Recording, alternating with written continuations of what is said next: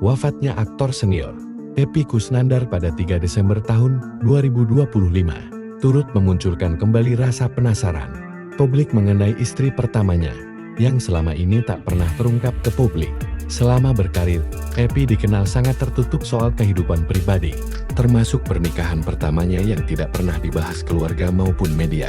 Dari pernikahan tersebut, Epy memiliki 2 putra, Kodrat Pratama Putra tahun 1990, yang hidup jauh dari sorotan, dan Damar Rizal Marzuki tahun 1992, yang mengikuti jejak ayahnya sebagai aktor dan dosen teater di Institut Kesenian Jakarta.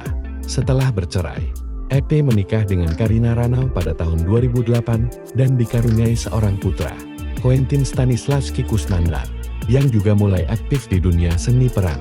Epy meninggal di Rumah Sakit Pusat Otak Nasional akibat penyumbatan pembuluh darah di batang otak, diperberat riwayat hipertensi, tumor otak, glaukoma, dan stroke ringan.